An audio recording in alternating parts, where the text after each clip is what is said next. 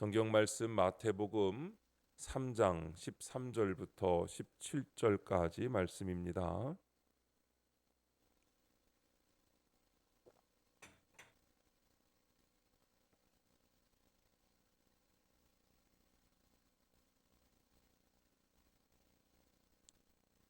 우리 다 함께 한 목소리로 하나님의 말씀을 읽겠습니다.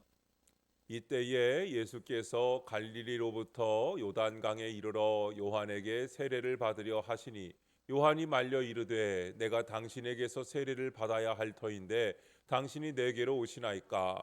예수께서 대답하여 이르시되 이제 허락하라. 우리가 이와 같이 하여 모든 의를 이루는 것이 합당하니라 하시니 이에 요한이 허락하는지라. 예수께서 세례를 받으시고 곧 물에서 올라오실새 하늘이 열리고 하나님의 성령이 비둘기같이 내려 자기 위에 임하심을 보시더니 하늘로부터 소리가 있어 말씀하시되 이는 내 사랑하는 아들이요 내 기뻐하는 자라 하시니라. 아멘. 예수님의 세례 나의 세례라는 제목으로 말씀의 은혜를 함께 나누겠습니다. 과거에 전직 대통령이 아들 졸업식에 참석하기 위해서 모 고등학교에 학부모 자격으로 간 일이 있었다고 합니다.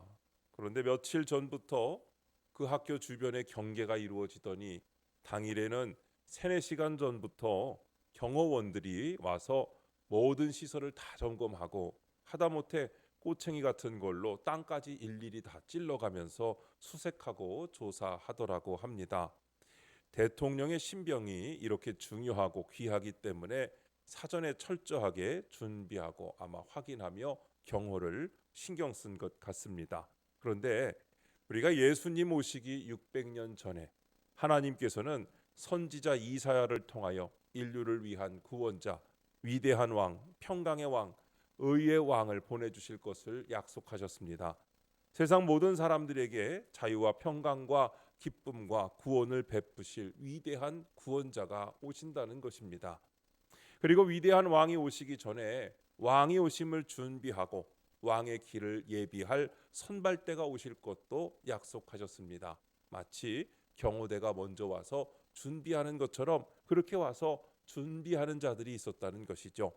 왕의 길을 예비하는 자는 높은 곳은 낮추고 낮은 곳은 높이고 골짜기는 메워서 왕의 길을 평탄케 하여 길을 준비할 것을 말씀하셨습니다.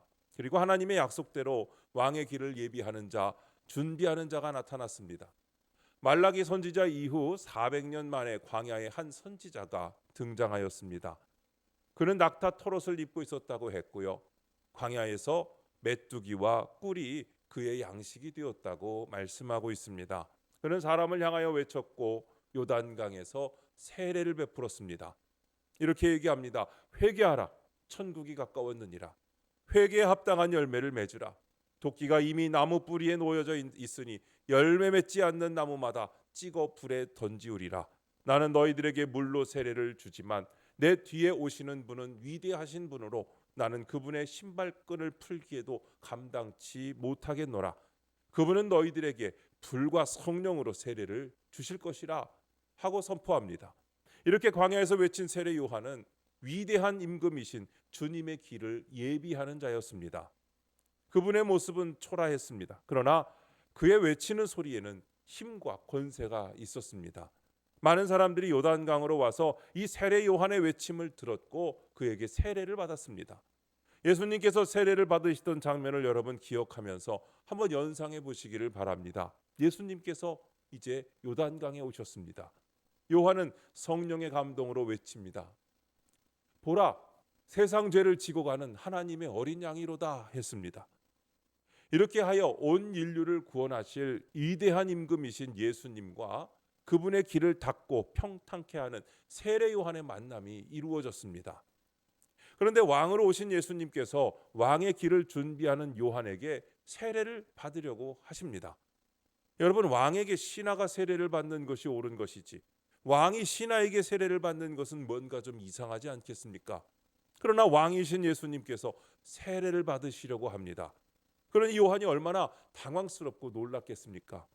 왕의 길을 준비하는 세례 요한은 이럴 수 없습니다. 내가 주님께 세례를 받아야 할 터인데 어찌 주님이 나에게 오셔서 세례를 받으려고 하십니까? 그러나 예수님은 그 세례 요한에게 세례를 받으십니다. 그런데 세례를 받고 나오시는 그 예수님 위에 성령이 비둘기처럼 임하시고 하늘에서 음성으로 이 큰 일을 기뻐하시는 장면이 나옵니다. 사랑하는 성도 여러분, 저는 오늘 예수님의 이 세례의 모습을 살펴보면서 그 귀한 모습의 의미가 무엇이며 또 오늘 우리에게 주시고자 하시는 하나님의 교훈이 무엇인가를 살펴보면서 우리 자신을 바라보는 시간이 되기를 바랍니다. 세례 예식에는 두 가지의 의미가 있습니다. 첫 번째는 씻는 것입니다. 여러분 아침에 일어나면 얼굴을 씻으시죠? 찔리시는 분 계십니까? 얼굴에 안 씻으시는 분 계세요? 저도 씻습니다. 얼굴을 씻어요. 여러분 그리고 하루의 일을 마친 다음에 집에 들어오면 얼굴을 씻지요. 또 발도 씻고 몸도 씻습니다. 특별히 그날 일이 고단하게 일이 있었거나 또 밖에서 땀을 많이 흘린 날 혹은 농사를 하시는 분은 논밭에서 일을 하시던 분은 더러워진 몸으로 그냥 방으로 들어가면 안 됩니다. 깨끗이 쓸고 닦은 방에 흙이 묻은 더러운 몸으로 들어가면 방 청소를 아예 다시 해야 되는 거죠. 방에 들어가기 전에 뭐 해야 돼요? 온몸을 깨끗이 잘 씻고 깨끗한 옷으로 갈아입고 그래야 방에 들어가야 청소 한번 덜 해도 덜 하는 거 아니겠습니까? 그래서 깨끗하게 그렇게 씻고 들어가는 게 맞지요. 여러분 우리나라가 컴퓨터 반도체 부분에 있어서 세계 1위를 달린 지 참 오래됐습니다. 많은 반도체 공장들이 있습니다.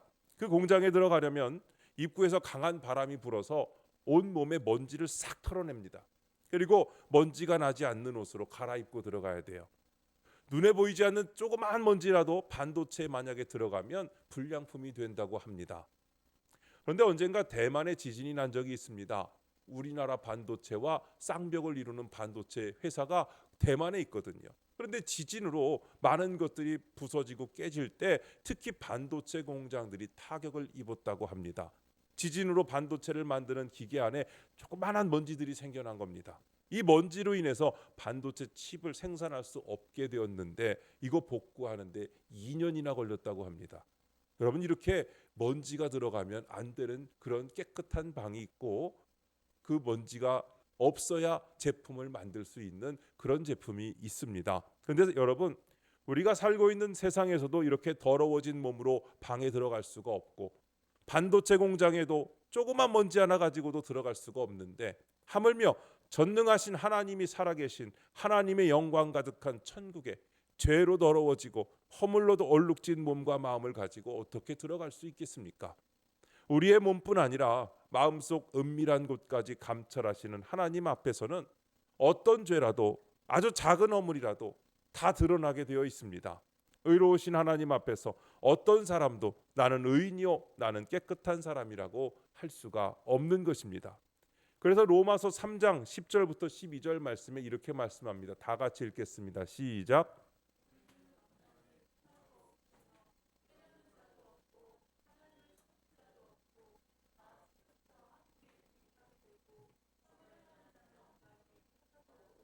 아멘. 여러분 천국에 들어갈 수 있는 유일한 방법이 있습니다. 씻어서 깨끗해지면 들어갈 수 있는 것을 여러분 믿으시기 바랍니다. 우리는 깨끗한 자가 아무도 없고 선을 행하는 자도 없고 다 무익하고 여러분 그렇게 의인이 없는데 우리가 이 땅에서 씻으면 깨끗해지는 줄로 믿습니다. 그런데 어떻게 씻느냐? 죄가 용서함을 받고 씻김을 받아 정결해지면 하나님 나라에 들어갈 수 있는 것을 믿으시기를 바랍니다. 세례 요한이 세례를 베풀었습니다.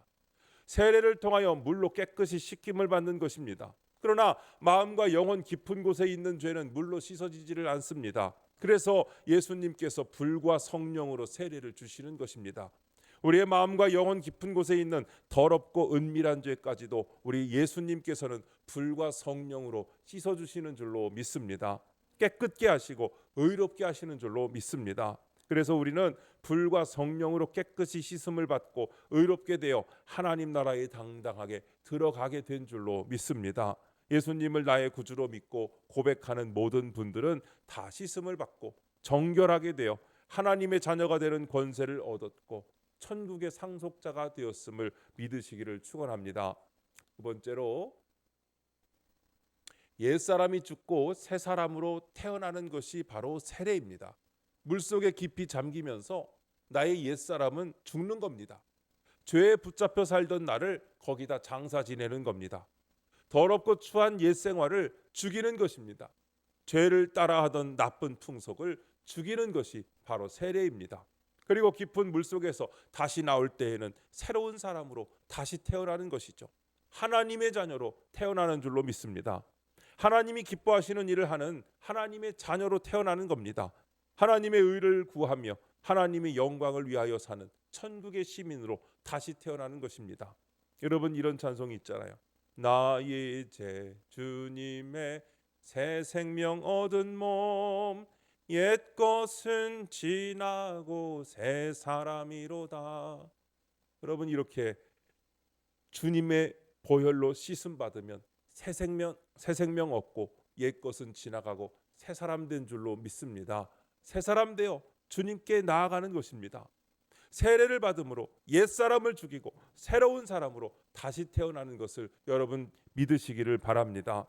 이미 세례를 받으신 여러분과 또 앞으로 언젠가 세례를 받을 모든 사람들이 여러분 이 세례가 얼마나 소중한 예식인지를 다시 한번 생각하면서 세례받은 교인다운 합당한 삶을 살게 되시기를 주님의 이름으로 축원드립니다. 우리 예수님께서도 세례를 받으셨죠. 그런데 여러분, 예수님은 의로우신 분이고 정결하신 분으로 죄와 허물이 없으십니다. 씻을 것이 없으시죠. 세례를 받으실 필요가 없습니다. 예수님은 거룩하신 분입니다. 늘 의롭게 진실하게 사셨습니다. 새롭게 태어나실 필요가 없으십니다. 세례 받으실 필요가 없으신 겁니다. 그러나 예수님은 만류하는 세례 요한에게 세례를 받으셨습니다. 예수님이 세례를 받으신 이유는 본문 15절에 기록되어 있습니다. 이렇게 말씀합니다. 이제 허락하라. 우리가 이와 같이 하여 모든 의를 이루는 것이 합당하니라 하시니 이에 요한이 허락하는지라 했습니다. 의를 이루는 것이 합당하기 때문이라고 말씀하고 있습니다. 예수님은 하늘의 영광 자리를 내어버리시고 인간이 되셨습니다. 하늘에서 뚝 떨어지지 않으시고 모든 사람들처럼 여자의 몸을 통하여 태어나셨습니다. 갑자기 어른이 되지 않으시고 모든 사람들처럼 젖을 빨고 음식을 먹으며 키와 지혜가 천천히 자라셨습니다. 신의 성품을 가지고 초월적 존재로 계시지 않으시고 모든 사람들처럼 배고픔과 슬픔과 기쁨과 아픔을 경험하며 사셨습니다. 신선처럼 한가하게 사시지 않으시고 모든 사람들처럼 힘들게 사셨던 것입니다. 온전한 인간이 되셔서 온전한 인간으로 사신 겁니다. 그런데 그릇되게 가르치는 어떤 이단에서는 예수님이 인간이 되신 것이 아니라 인간이 되신 것처럼 보였다고 말합니다. 그것은 잘못된 이야기입니다. 예수님이 진짜 십자가에 달리신 것이 아니라 달리신 것처럼 보였다고 말합니다. 이것도 완전히 잘못된 가르침입니다. 하나님이시지만 인간의 몸을 입으시고 완전히 인간이 되셨습니다. 여러분, 이제 예수님께서는 복음을 선포하시려고 하십니다. 하나님의 나라를 세우려고 하십니다. 예수님께서는 이제 세례를 통하여 복음과 하나님의 나라를 위하여 정식으로 출정하는 것이 오늘 세례받는 바로 그 모습입니다. 여러분, 가정을 이루려면 정식으로 결혼식을 통해 가정을 이루어야 합니다. 목사가 되려면 정식으로 공부를 하고 목사 안수식을 통해서 안수를 받고 목사가 되죠. 교회에서 장로님, 권사님, 집사님도 정식으로 당회에 천거하여 선출되고 임직식을 통하여 그렇게 임직을 받습니다. 예수님께서 세례를 받으시는 것은 정식으로 복음을 전파하시는 임직식을 거행하시는 것이고 하나님 나라를 건설하시는 착공식을 행하시는 것과 같습니다. 또한 예수님께서 세례를 받으시는 것은 예수님께서 구원에 이르게 됨에 대하여서도 본을 보여주심으로 우리로 세례를 통해 씻음받고 구원에 이르라고 말씀해주고 계신 것입니다. 예수님께서 요단강에서 세례 요한에게 세례를 받으셨습니다. 예수님께서 세례를 받으시고 물에서 올라오실 때 하늘이 열리고 성령 하나님이 비둘기같이 임하셨다고 말씀합니다. 본문 17절 말씀이죠. 이는 내 사랑하는 아들이요 내 기뻐하는 자라 하셨습니다. 예수님께서 세례를 받으실 때 이렇게 성부, 성자, 성령 하나님이 함께 하신 것을 믿으시기 바랍니다. 삼위일체의 하나님은 이렇게 우리를 구원하시는 일에 함께 하시는 것입니다. 우리에게 영원한 복을 주시는 일에 함께 하시는 것을 믿으시기 바랍니다. 지금도 삼위일체의 하나님께서 우리가 하나님의 자녀가 되고 우리가 천국의 시민이 되고 우리가 영원한 생명을 얻을 때까지 영원히 함께 하시는 것을 여러분 믿으시기를 바랍니다. 성자 예수님께서는 이미 나를 위하여 저주를 받으셨습니다. 나를 위해 형벌을 받으셨습니다. 내 죄가 아무리 주홍 같고 진홍 같이 붉을지라도 양털과 같이 눈과 같이 깨끗하게 씻어 주실 보혈의 피를 흘려 주신 줄로 믿습니다. 성령 하나님은 우리의 마음에 감동을 주셔서 나의 구주가 되시는 예수님을 믿게 하십니다. 예수님이 십자가에 달려 돌아가신 것이 나의 죄를 위한 것임을 깨닫게 해주시는 것이 성령께서 하시는 일입니다. 내가 하나님 앞에서 얼마나 더럽고 추한 죄인인가 하는 것을 보게 하시는 것도 바로 성령님이 하시는 일입니다. 쓰러질 때, 넘어질 때 나의 마음속에 용기를 주셔서 일어나게 하시고 일어나 걸으라고 재촉하시며 언제나 우리 곁에서 나와 함께 하시며 나와 동행하시는 성령님이 계시는 것을 여러분 믿으시기를 바랍니다. 성부 하나님은 자신의 아들을 믿는 자를, 예수 그리스도의 대속의 죽음을 믿는 자를, 예수님을 마음속에 모시고 사는 자를 모두 자녀로 삼아주시고 용서하여 주시는 줄로 믿습니다. 천국 시민이 되는 권세를 주신 줄로 믿습니다. 여러분, 옛날 애굽 땅에서 종살이하던 이스라엘 백성들이 나오던 날, 이스라엘은 하나님의 명령대로 양을 죽여가지고 그의 피를 대문에 발라놨죠. 그날 밤 하나님의 사자가 내려와서 애굽 땅에 있는 모든 장자를 다 죽이는데 어느 집만 빼고 그냥 지나가냐면 양의 피가 묻어 있는 집은 죽음의 사자가 그냥 지나쳤다고 말씀하고 있습니다. 그것을 유월이라고 하는 거예요. 유월, 지나갔다, 패스 오버, 이렇게 지나가는 것이죠. 사기를 쳤든 도적질을 했든 거짓말을 했든 관계치 않고 그 집에 양의 피만 있으면 그냥 넘어간 줄로 믿습니다. 이게 유월절입니다. 애굽 사람들의 집에는 장자를 잃고 통곡을 했지만 유대인들의 집에는 아무 일이 없었습니다. 여러분, 예수님께서도 우리 죄가 아무리 험악하여도 예수 피를 보시고 우리를 용서하여 주시는 줄로 믿습니다.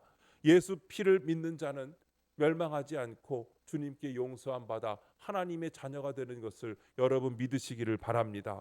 회개해야 됩니다. 그 피를 의지하여 회개하는 자에게 하나님의 자녀가 되는 권세가 있는 줄로 믿습니다. 과거를 묻지 않으십니다.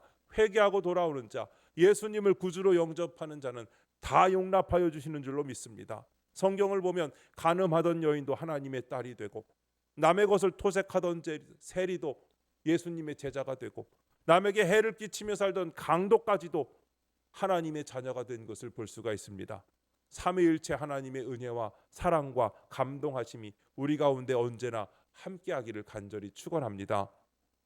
우리는 오늘 예수님께서 세례를 받으시는 이 장면 속에서 예수님의 사역을 인정하시고 돕고 계신 성부와 성령 하나님의 모습을 볼 수가 있습니다.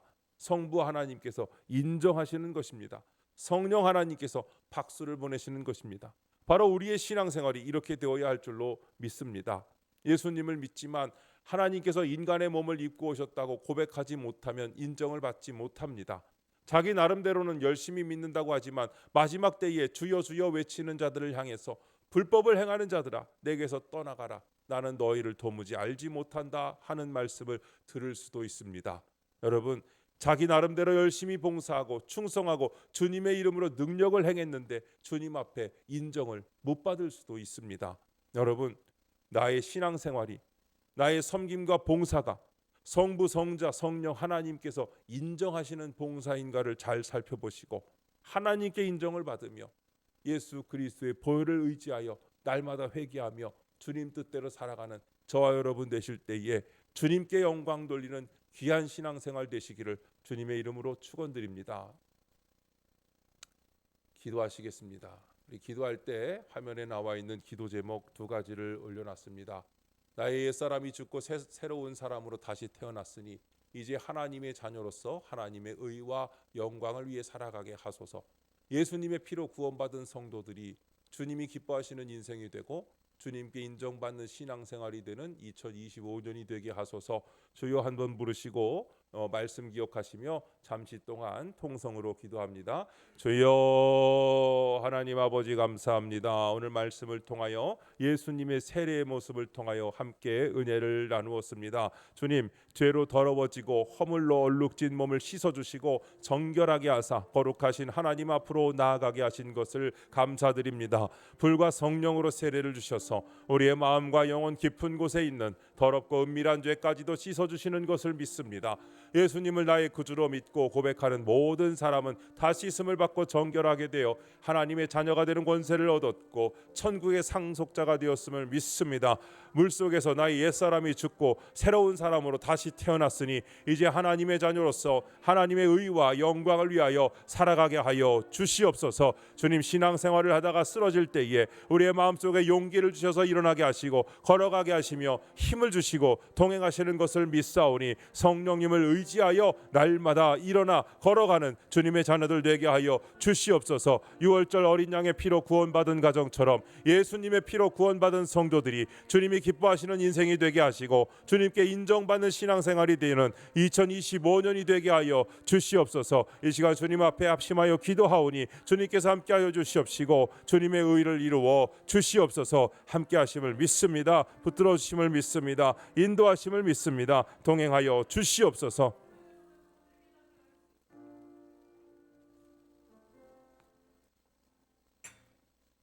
예수님의 이름으로 기도드립니다. 아멘.